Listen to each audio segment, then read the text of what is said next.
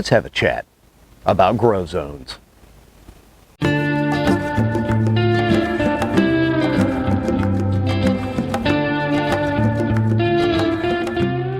Welcome back to Chatting with Chintzy. I'm still Chintzy Barado. You may have heard me in some of my videos discuss grow zones and say that I'm in zone 8A/8B. Well, I'm going to explain to you what that actually means and what grow zones are, why it matters, and how it affects you. Let's get started.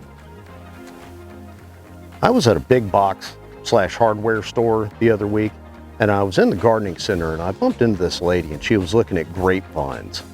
And we got to talking and I told her, I said, you know, grapes are typically cold weather, cold region type plants, so it might not grow that well here.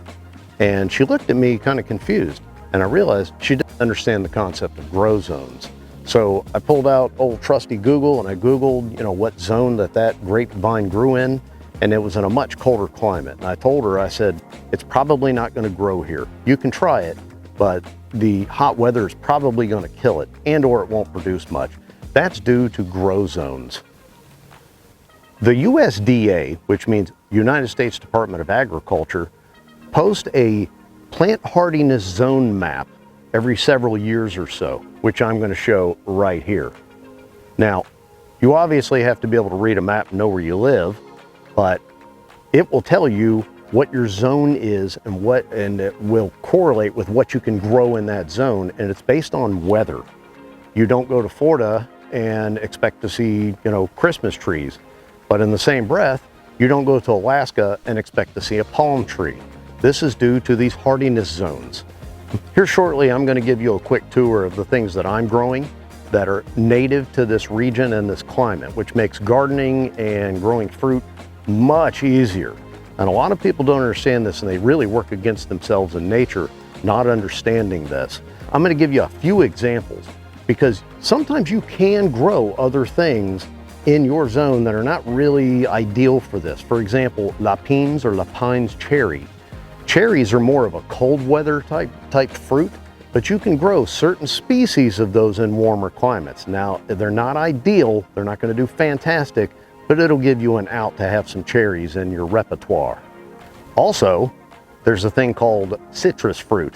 Citrus fruit typically is more of a tropical and subtropical type thing, which grows along mainly the Gulf Coast, Florida oranges, parts of Southern California, so on and so forth. And again, lemons. I used to live in zone 9A, and I thought, well, you know, it's pretty tropical. I can grow lemons and citrus there. Well, I could, up until we got about a week-long freeze, and it killed my orange tree, which was the most beautiful tree I've ever had, and it killed my lemon tree. But you can get the Meyer lemon. The Meyer lemon is one that will grow in a cooler climate that is a little more cold tolerant. Now, I don't want to have to baby all my fruit trees and put a skirt on them and a cover and all that nonsense. I have a hard enough time taking care of myself on a daily basis. I ain't gonna throw a fruit tree in the mix. But with a little bit of research, you can find other types of species of plants that may not do well in your region, but may make it possible for you to have those fruits and vegetables. Now, I'm not gonna get into climate change and all the reasons why that is happening, but I will say this. Much of it is natural. It's happened for millennia over and over again. Antarctica used to be a forested region. The Sahara Desert used to be tropical. Things change over time. Well, that's true for us today. And according to a 2023 study by the USDA, our agricultural lines, grow zones in warmer climates, are moving north actually. So as time goes on, maybe in another 100, 200 years, down where I am, where it's 8A, 8B, it may be 9A, 9B. We'll see. But that means you folks up north can grow better vegetables as well, and possibly some good fruits. Well, Chintzy, how do I know which grow zone I'm in? It's very easy. You go to Google and say, what grow zone am I in, based on your zip code. You can look at the USDA map, which they put out pretty much yearly. They update it periodically, as I mentioned before, but it will show you your grow zone based on where your zip code is. You can also look at the Old Farmer's Almanac, which will also lay it out for you more specifically to your zone or region. Well, Chintzy, I have a greenhouse. Shouldn't that negate the whole grow zone thing? Not really. to some degree. A greenhouse is not a fix for grow zones. It will enable you to lengthen your grow season. You can plant a little bit before frost dates, and after frost dates, bring your plants in and they'll grow a little bit longer as well. But again, the number of light hours is also crucial in determining when your plants flower and fruit. So you can't just take a plant that's sitting out in the yard all season, move it into your greenhouse and grow it year. Some you can, but it generally doesn't work that way. So what I've got here in my garden are spring vegetables. These are ones that when you plant early, they can withstand a little bit of a frost, but come summertime, they will bolt and or flower, which kind of means the same thing. And you need to harvest them before they get to that. So we're going to talk a little bit about the plants that I'm growing here in my zone. Before we do that, let's talk real quick about how to cheat this process a little bit and give you a little bit more variety. But also, what I suggest, as I said, I live in zone 8A/8B. I like to go one below and one above that.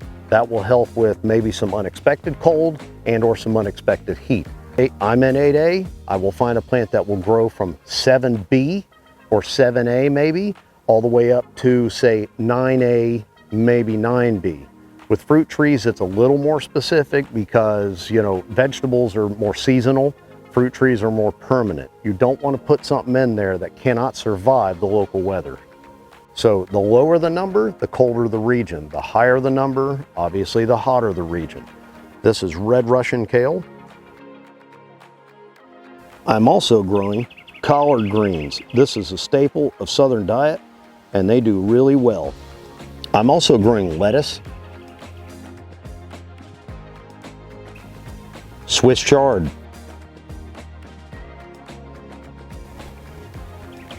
so as you can see, my vegetables are all doing rather nicely. And it was 2 days ago, it was in the 30s at night, and these plants are just fine.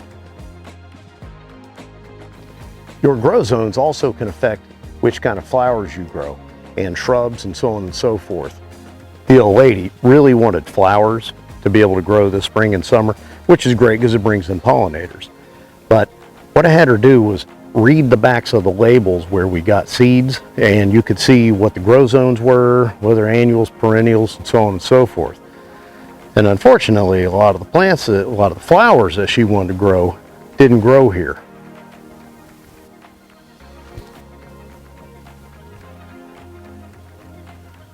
And isn't that the same outfit that the dude from Hellraiser wore?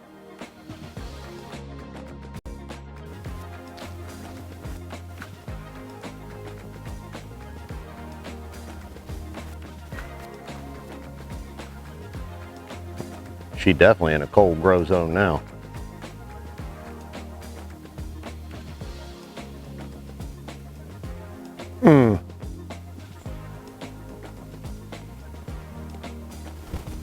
What we see here is a Fuji apple tree.